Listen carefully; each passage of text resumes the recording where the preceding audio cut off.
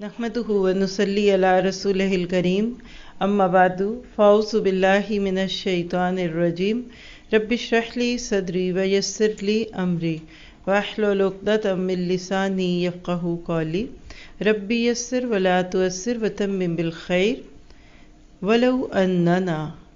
पारा नंबर 8 है और DQ 2022 में आज हम इसको इंशाल्लाह दुआओं की ताकत यानी पावर ऑफ दी दुआ के टॉपिक के अंडर देखेंगे। हर साल जब इसको देखती हूँ तो एक नया ही रंग दिखता है। कुरान पाक एक ऐसा बाकी कुआं है कि जिसके अंदर से इंसान जितना पानी लेता जाए तो पानी ठंडा और मीठा होता है। तो आइए पहले आज हम दुआ की ताकत को देखते हैं, हर दिन हर पारे की तरह।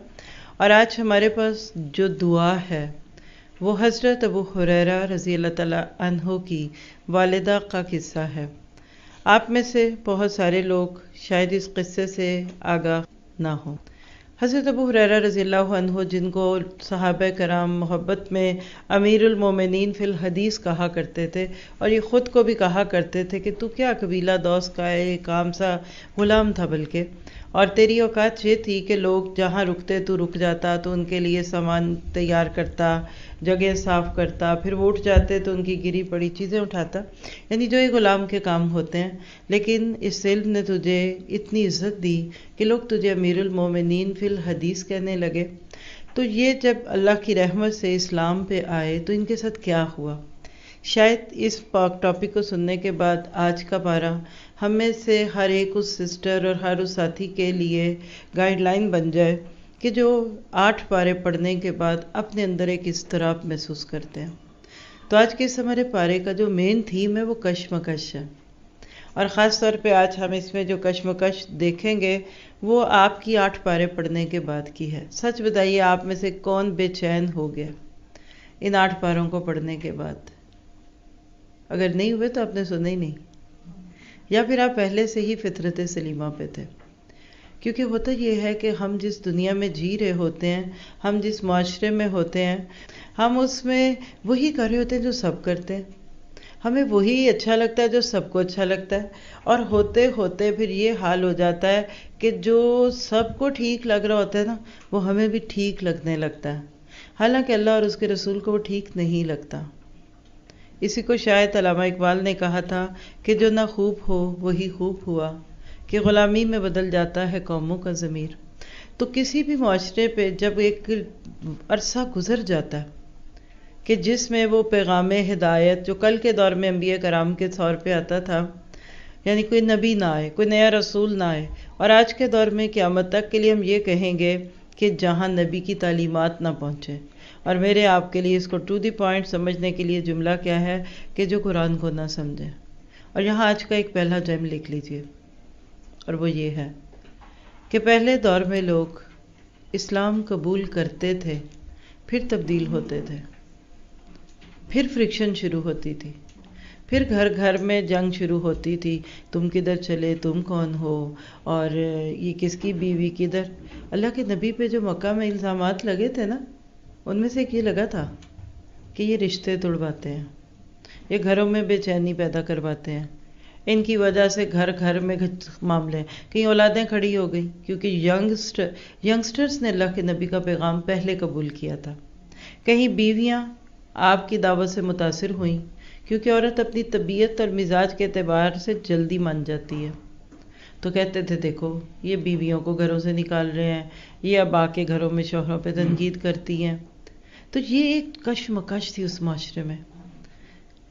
कल तक ये थी जब लोग इस्लाम कबूल करते थे। अफसोस के साथ कहूँगी कि आज ये हमें उस वक्त नज़र भी आती है और कई लोग इसको भुगतते भी हैं जब हम कुरान कबूल करते हैं। पारा 5 में आपको बताया था शरीयत बमुकाबला शहवत। आज शरीयत बमुकाबला रस्म व रिवाज, ख़ानदान, बिरादरी, मुआशरा। हमारे इर्द गिर्द सब कुछ वही कर रहे होते हैं जो उनसे पहले के लोग कर रहे होते हैं।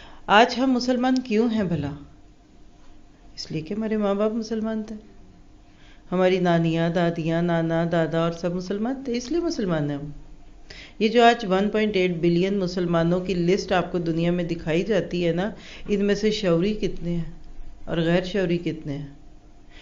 وہ جس کو لوگ کہتے ہیں کہ are you Muslim by chance اور are you Muslim by choice. تو میں اسی جملے کو دہرا دیتی ہوں کہ آج ہم میں سے کتنوں کا تکا لگ گیا، کتنوں کے نصیب جاگ گئے. We are blessed to be Muslim, کیونکہ ماں باپ مسلمان تھے. اور کتنے لوگ ہیں جو واقعی شعور سے اسلام پہ.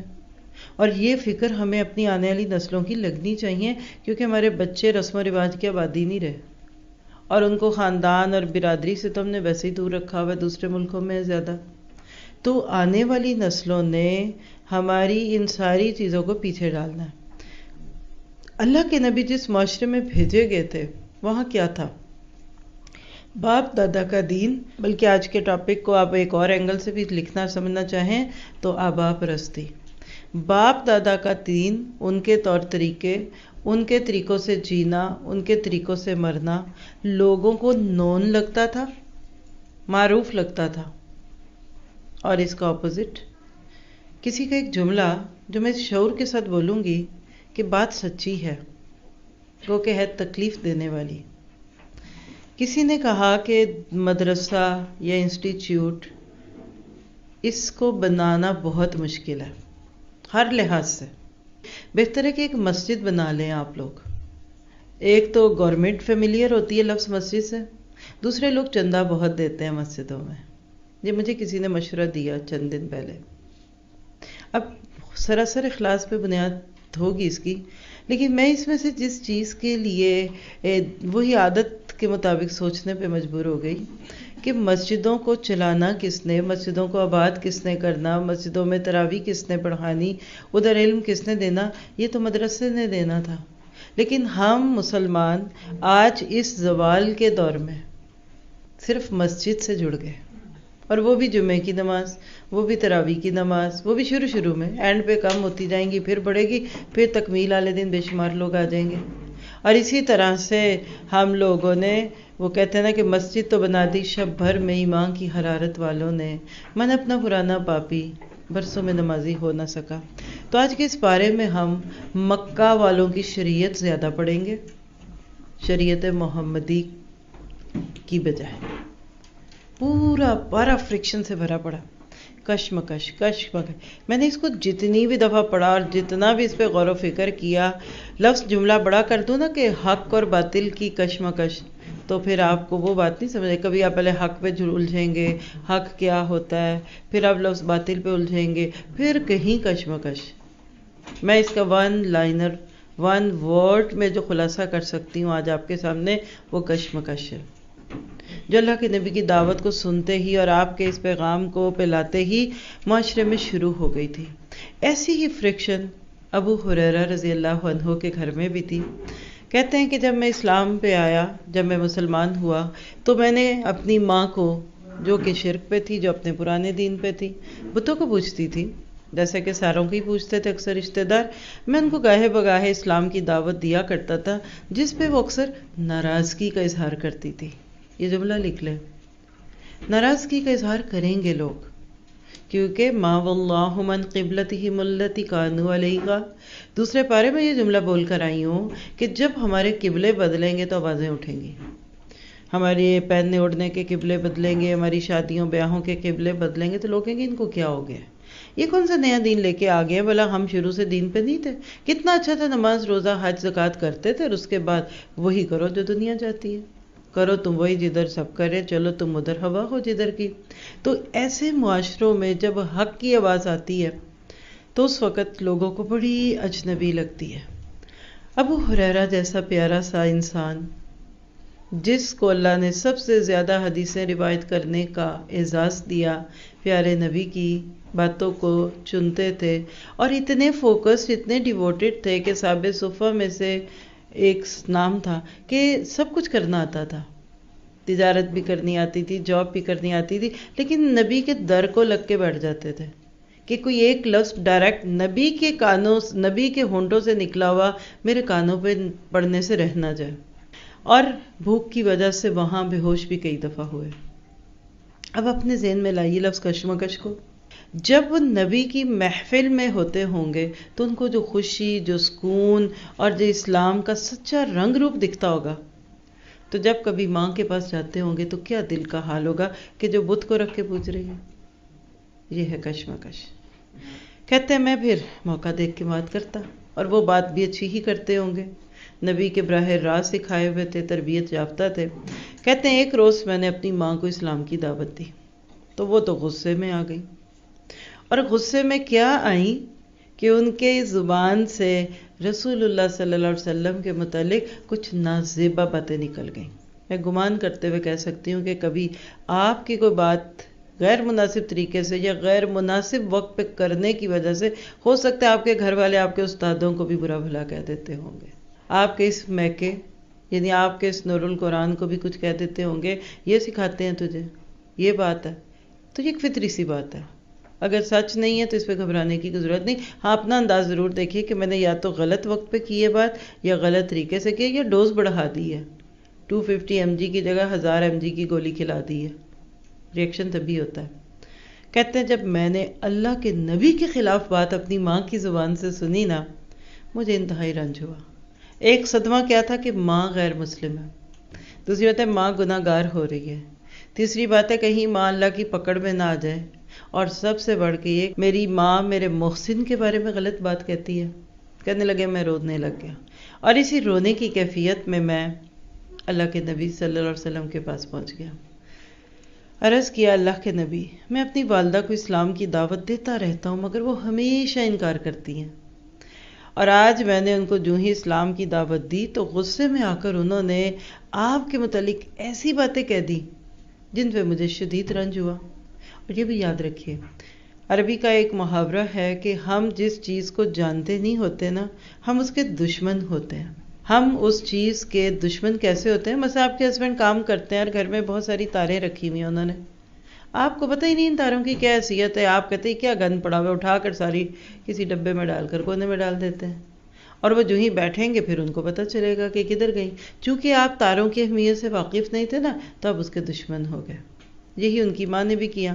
آج بھی جب لوگ قرآن کو یا قرآن سکھانے والوں کو برا بھلا کہے نا، تو اس کے بدلے میں غصے میں نہیں آنا چاہیے، بلکہ ان کو دکھائیے، ان کو بتائیے، ان کو بھی سنوائیے، ان کو بھی اس سے فائز دیجیے، تاکہ اگلے کو خود ہی پتہ لگ جائے کہ جو بات آپ کہہ رہی ہیں وہ سچ ہے کہ جھوٹ، اور جو آپ کہہ رہی ہیں ہو سکتا ہے وہ آپ سے بھی زیادہ کہنے والا بن جائے۔ تو اللہ کے نبی صلی اللہ علیہ وسلم اللہ سے دعا کریں کہ وہ میری والدہ کو ہدایت دے دیں۔ اب دیکھیے اللہ کے نبی اپنے ساتھیوں کے دکھتے زخموں پر پھاہ رکھتے تھے، کیونکہ فَبِمَا رَحْمَةٍ مِّنَ اللَّهِ لِنْتَ لَهُمْ، آپ نرم تھے اور انسان دوست تھے۔ یاد رکھیے مبلغ کو انسان دوست ہونا پڑے گا۔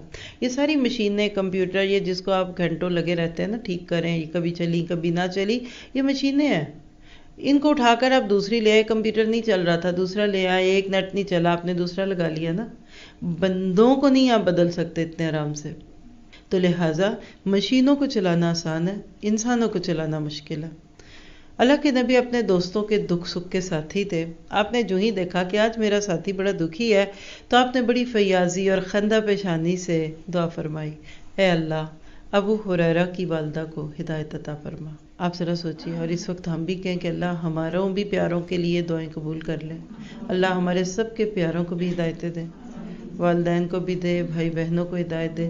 اللہ ہم تجھ سے ہدایت کا خزانہ مانگتے ہیں، ہمارے بھائیوں میں جس چیز کی کمی ہے ان کو وہ عطا فرما خیر کے ساتھ، ہماری بہنوں میں جس چیز کی کمی ہے ان کو عطا فرما، ان کی اولادوں، ان کی نسلوں، ان کے گھر والوں میں جو کمی ہے وہ عطا فرما، اور ہمارے شوہروں اور ان کے خاندان میں جس چیز کی کمی ہے وہ عطا فرما، اور ہم میں سے کسی کو ہدایت سے دور نہ کرنا، اور ہمارے بچوں میں جس چیز کی کمی ہے اللہ تعالیٰ وہ عطا فرما۔ ابو ہریرہ کہتے ہیں اللہ کے نبی کی زبان سے یہ دعا سن کر مجھے بے حد خوشی ہوئی۔ میں گھر واپس آیا، دروازہ اندر سے بند تھا، والدہ نے میرے قدموں کی چاپ سن لی، بولی ابو ہریرہ ٹھہرو، یعنی ابھی اندر نہیں آنا، اور اس وقت لاکس تو ہوتے نہیں تھے، ٹھہرو ابھی دروازہ کھولتی ہوں۔ اتنی دیر میں مجھے پانی کے چھینٹے پڑنے کی آواز آئی۔ والدہ نے جلدی جلدی غسل کیا، کپڑے پہن کر دوپٹہ لے کر دروازہ کھولا، اور دروازہ کھولتے ہوئے کہنے لگی، اے ابو ہریرہ اشہد اللہ الہ الا اللہ واشہد ان محمد رسول اللہ۔ میں گواہی دیتی ہوں کہ اللہ کے سوا کوئی معبود برحق نہیں، اور میں یہ بھی گواہی دیتی ہوں کہ محمد رسول اللہ صلی اللہ علیہ وسلم اللہ کے بندے اور رسول ہیں۔ اب ابو ہریرہ کے دل پہ کیا ہوگا؟ صبح تو ڈانٹ کھا کے گئے ہیں، ماں کی ناراضگی کے صدمے اور دکھ کے ساتھ گئے، اور واپس آئے تو ماں نے کچھ اور نہیں کہا کلمہ پڑھنے سے پہلے۔ کہتے ہیں کہ میں الٹے پاؤں اللہ کے نبی کی خدمت میں حاضر ہوا، اب تو میں خوشی کے مارے ہی روتا جا رہا تھا۔ تھوڑی دیر پہلے بھی رو رہے تھے تو غم سے، اب خوشی سے۔ اللہ ایسے حالات بدل دیتا ہے۔ لا تقنطوا من رحمت اللہ۔ کہتے ہیں کہ اللہ کے نبی، میری ماں نے کلمہ پڑھ لیا، بہت بڑی خوشخبری، اللہ نے آپ کی دعا سن کر میری والدہ کو ہدایت دے دی۔ اب اس کے بعد اللہ کے نبی نے کیا کہا ہوگا؟ آپ نے اللہ کی حمد و ثنا بیان کی اور بھلائی کی دعا دی۔ اب حضرت ابو ہریرہ کی جھجک کھل گئی۔ بندے کو ایک جگہ سے 10 روپے مل جائے نا تو اگلی دفعہ 15 مانگ لیتا ہے۔ کہنے لگے اللہ کے نبی میرے لیے ایک اور دعا بھی کر دے۔ اللہ اکبر۔ اللہ کے نبی ایک اور دعا کرتے۔ اب یہ دعا لکھ کر اپنے پاس رکھنے والی ہے تاکہ میں اور آپ بھی اس دعا میں حصے دار ہوں۔ کہتے ہیں کہ یہ دعا کیجئے کہ اللہ تعالیٰ مجھے یعنی ابو ہریرہ اور میری والدہ کو مسلمانوں کا اور مسلمانوں کو ہمارا محبوب بنا دے۔ وہ دعا آگے ہم پڑھیں گے 16ویں پارے میں۔ حضرت زکریا نے یحییٰ کے لیے جو دعا مانگی تھی کہ اللہ اس بچے کو اپنا پیارا بنا دے، مردیجہ۔ پہلی دعا کہ اللہ میرے لیے اور میری ماں کے لیے سارے مسلمانوں کے دلوں میں محبت ڈال دے۔ آپ نے فرمایا اے اللہ آپ نے اس بندے ابو ہریرہ کو اور اس کی والدہ کو مسلمانوں کا محبوب بنا دے اور مسلمانوں کو ان کا محبوب بنا دے۔ اچھا، یہاں تک جو روایت میں نے آپ کو سنائی نا، یہ صحیح مسلم کی ہے 2491۔ ابو ہریرہ کہتے ہیں کہ رسول اللہ کی اس دعا کی برکت سے جو بھی مسلمان میرے متعلق سنتا ہے یا مجھے دیکھتا ہے وہ مجھ سے محبت کرتا ہے۔ تو یہ ہے دعا کی طاقت۔ آج آپ اور میں اپنے اور اپنی نسلوں کے لیے یہ دعائیں کریں۔ اب سوال یہی کہ ہو سکتا ہے کہ آج ہم کیسے یہ دعائیں لیں؟ نبی تو ہے نہیں، اور یہ تو نبی کی دعا کی طاقت تھی نا۔ تو پہلی بات ہے کہ آج اپنے دور میں، اپنے ایرا یعنی یہی جو 2020 جو آپ کی زندگی کا جو لائف اسپین ہے، اس میں نیک لوگوں سے دعائیں لیجیے، ظاہر پہ قیاس کیجیے، باطن اللہ کے ہاتھ پہ چھوڑ دیجیے، پہلی بات۔ دوسری بات، جن سے آپ کو قربت لگتی ہے ان سے دعائیں لیں۔ اب پھر آپ کہیں گے کہ اچھا پھر ہم لمبی لمبی پرچیاں ڈال کر سارے ہی میڈیا پہ بھاگ پھر دیتے ہیں، یہ فلاں عالمہ کو ہمارے لیے دعا کریں، فلاں عالم کو دعا کریں، تو اس کا جواب ہے کہ نہیں۔ پھر کیسے ملیں گی دعائیں؟ تو جملہ یاد کیجئے کہ دعائیں لی جاتی ہیں، کہیں نہیں جاتی۔ کام ایسے کیجئے کہ اچھے اچھے لوگوں کے دلوں سے آپ کے لیے دعائیں نکلیں، نمبر 1۔ دوسرا کام کیا کریں گے؟ مظلوم، غریب، پسے ہوئے ان کی دعائیں لیجئے۔ نمبر 3، بیماروں کی دعائیں لیجئے، کیونکہ بیمار مستجاب الدعوات بن جاتا ہے، کیونکہ وہ پریشان ہے۔ اصل میں تو وہ سب کو کہہ رہا ہوتا ہے آتے جاتے کہ تم میرے لیے دعا کرو، لیکن حقیقت میں ہمیں اس کو کہنا چاہیے کہ تم دعا کرو۔ پھر مسافروں کی دعائیں لیجئے۔ حج اور عمرے پہ کوئی جا رہا ہے، آپ اس کو بھی کہہ سکتے ہیں کہ میرے لیے دعا کر۔ تو دوسرے کی دعا آپ کے حق میں لگ جاتی ہے، یہ ایک بہت بڑی حقیقت ہے۔ اللہ تعالیٰ سے دعا ہے کہ وہ ہمارے اوپر اپنی رحمت فرمائے۔